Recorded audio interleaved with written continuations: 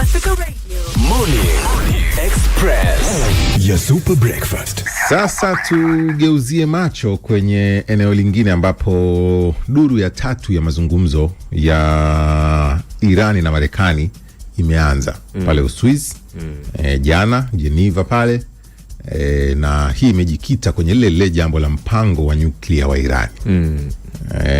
Mpango huu unajadiliwa, wameanza jana, na yanatajwa kwamba mazungumzo haya ni juhudi za mwisho kabisa za kidiplomasia za Marekani kushinikiza matakwa yake, wakati Marekani imerundika manowari na ndege za kivita Mashariki ya Kati ili kushinikiza Irani kubali kufikia mkataba. Kabisa Mtei, na hiyo ndio imekuwa taarifa kubwa sana jana kwenye vyombo vya habari ambapo mazungumzo kati ya Irani na Marekani yakifanyika kule Geneva, Uswizi, ambao yaliongozwa na msuluhishi au mediator nchi ya Oman. Lakini jana aliongezeka mkuu wa tume ya atomiki kimataifa kama sehemu ya kusikiliza kila upande kati ya Marekani na nchi ya Iran. Sasa kuna maslahi ambayo aliyaweka Marekani kwenye meza mazungumzo. Cha kwanza alisema ni kuvunjwa kabisa kwa vituo vya nyuklia vya Fordo, Isfahan na Natanz. Yaani viharibiwe kabisa, visiwepo. Hilo la kwanza.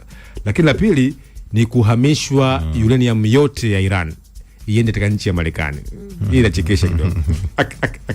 Lakini cha tatu anasema ni vizuizi vya kudumu.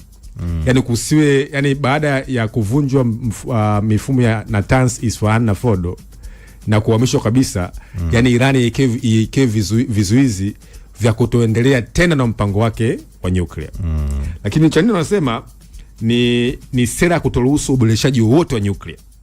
Kwa baada ya kuvunjwa, kuhamishwa, kwa itunge sera ambayo itakuwa katika taifa ambako kutoruhusu urutubishaji wote.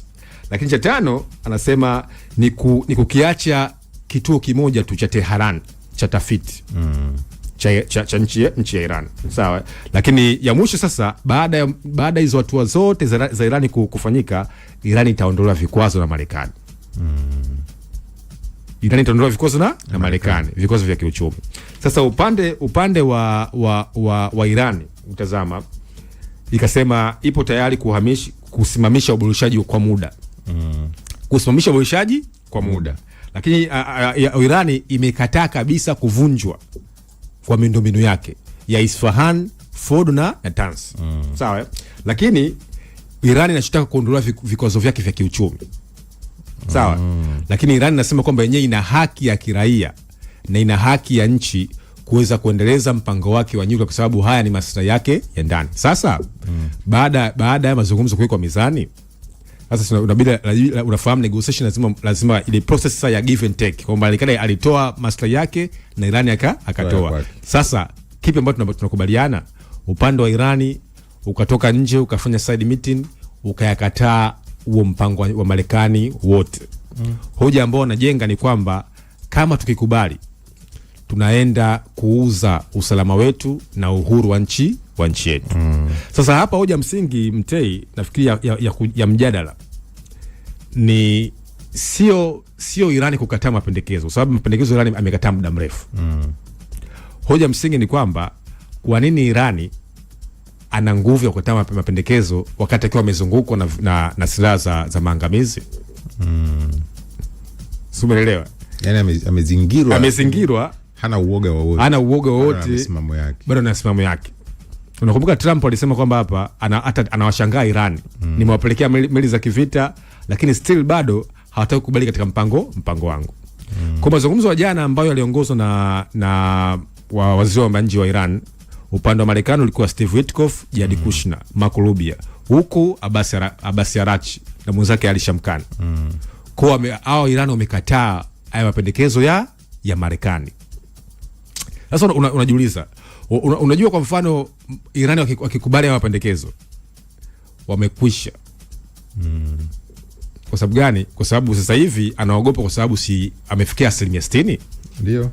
Sasa akikubali kwamba yule viharibiwe vile vitu vya Fordo. Na inashangaza kwa mfano, wote tulikuwa hapa mwaka jana Trump akasema kwamba ile vita siku 12. Marekani aliweza kuipiga Fordo, Isfahan na Natanz. Alipiga na zile B ngapi? B2 kama unakumbuka. Ndio. Lakini inatajwa kumbe ule mpango Irani waliondoa nyuklia zao mapema sana. Kwa kama walikuwa ni mabomu ya hewa yalipigwa pale. Kwa sasa mpango wa sasa hivi wa Marekani ambao umeletwa ni kuondoa ni kuharibu kabisa hivyo vituo vingapi? Vitatu. Fordo, Natanz na Isfahan. Lakini sasa ukitazama Irani wanaona kwamba hii kwao ndo kama ni bora waingie vitani. Yaani bora ushindi tuupate vitani kuliko kuweza kuharibu nini? Mpango wetu wa nyuklia. Lakini inatajwa kwamba Ayatollah Khamenei amekuwa ni muafidhina sana kwenye haya mazungumzo. Kwamba ndio amekuwa akipush. Kuna baadhi ya viongozi ambao wamekuwa na wastani wana msimamo wastani kwamba taifa letu limekuwa kuna vikwazo kwa kipindi cha muda miaka 40. Kwa hiyo katika haya makubaliano tuyatumie kama kupata relief ya nini? Ya kiuchumi. Lakini Ayatollah Khamenei, na hiyo inajionyesha kwenye hotuba zake, anasema kwamba wao wanaweza kuzamisha hata hizo meli za Marekani. Maana ni kwamba sasa wao yeye amekuwa akisimamia kwamba lazima Irani iwe na uwezo wake binafsi na uhuru wao binafsi wa kuendeleza mpango wake wa nyuklia kama zilivyo nchi nyingine. Kwa ngoma bado ni mbichi sana. Ngoma ni mbichi sana. Lakini inashangaza mtei swali la kujiuliza, hapa duniani kuna mataifa ambayo yana nyuklia. Tumetoka kuangalia taarifa ya Korea Kaskazini hapo. Ana nyuklia. Israeli ana nyuklia. Marekani ana nyuklia. Urusi, Pakistan, India, Ufaransa, Uingereza, wote wana nyuklia. Na China. Lakini unajiuliza sasa, unajua Iran ikishakuwa na nyuklia itakuwa ni ngumu kwa wao kuweza kufanikisha ule mpango wake wa nini?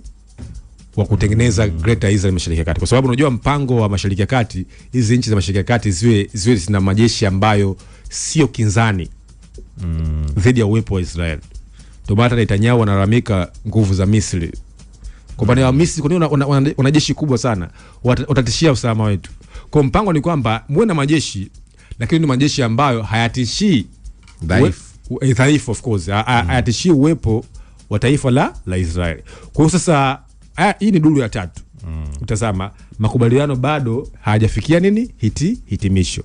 Sasa ili kulikuwa kuna shindikizo la kidiplomasia na shindikizo la kijeshi. Shindikizo la kidiplomasia kwa mazungumzo limeshindwa. Irani bado imekuwa na majibu yake mfukoni. Sasa je, ipi ni hatua ya pili? Lakini hiyo hatua ya pili ukiitazama ya kutumia kuanzisha vita au kuivamia Iran, inaweza vipi kufua dafu kwenye Irani ambayo sasa hivi ina umoja wa kitaifa, Irani ambayo sasa hivi inamtii nchi nzima, inamtia Ayatollah Khamenei, Irani sasa hivi ambayo imetishia kupiga master yote ya Mashariki ya Kati katika eneo la Guba. Kwa sababu kutazama kwa kweli Trump amekuwa akishangaa, Steve Witkoff ameshangaa, na jana wameondoka kwa makubaliano yale hayajafikia nini? Hitimisho, na Irani kuweza kukataa wote mpango wa Marekani. Hii ni mara ya tatu. Hii ni mara ya tatu. Wanashindwa kumaliza mzozo. Watapigana. Sasa kupigana hapo itategemea. Kwa zipo taarifa ambazo zinasema kwamba Israeli anaweza akachukua hatua yake ambayo inaitwa unilateral. Yaani wanasema unilateral approach, yani hatua yake binafsi kuweza kuipiga nini? Iran. Unajua kishapiga Iran atalitaliate. Marekani naye ataingilia kama kufanyaje? Kama kuweza kumsaidia, kwa sababu nafahamu Marekani hawezi kumwacha Israeli. Lakini vile jana Marco Rubio anasema kwamba Iran amekuwa na silaha za maangamizi kama kile ambacho aliambiwa Saddam Hussein mara 10. Na hiyo sijasema mimi mchungu, amesema Mark Pompeo.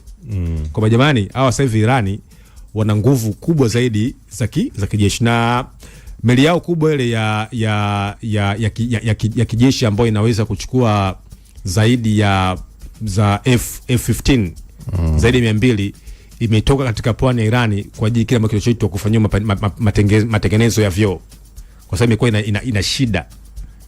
Kwa vile vile ukitazama katika hali ya kivita kuhudumia silaha za maangamizi, bado vile vile kama Trump amekuwa akisema kwamba huu sio wakati sahihi wa kuweza kupambana na nani? Na Iran. Ndio maana unawaelewa sometimes Israeli unavuta kwanza kuitambua Somaliland, kupata mlango bahari wa Al-Mandeb, kupambana na Wahuthi, kwanza wamalizane na Wahuthi wa Hamas, Hezbollah, Hatibu Hezbollah, ndio waje kupambana na taifa la Iran. Haya bana, asante kwa wewe ambao umeandika maoni yako. Nimekuona Erasto Kileo kutoka Kilimanjaro, wasiwawekee vikwazo wa wakamate kama Maduro, ameandika hivyo. Asante kwa ujumbe wako. Mwingine aliandika anaitwa Robert Ndauka. Anasema ndugu zangu watangazaji wasomi, kipindi hiki cha mfungo msipige visinia. Ila Robert Ndauka anatoka Mburahati pale. Kila siku amekuwa akitupa ujumbe hapa wa mwisho kabisa. Bwana, sisi tuondoke hapa. Na nikujuze tu kwamba Narendra Modi, waziri mkuu wa India, amekuwa mwanasiasa wa kwanza kuwa na wafuasi wengi kwenye mtandao wa Instagram. Fikisha followers milioni 100. Mwanasiasa pekee duniani ambaye mwenye ushawishi mtandaoni. Na wiki hii yupo katika nchi ya Israeli. Jana alikuwa akikutana pale na Benjamin Netanyahu, yupo Israeli kule kwenye ziara. Ndoko kafikishia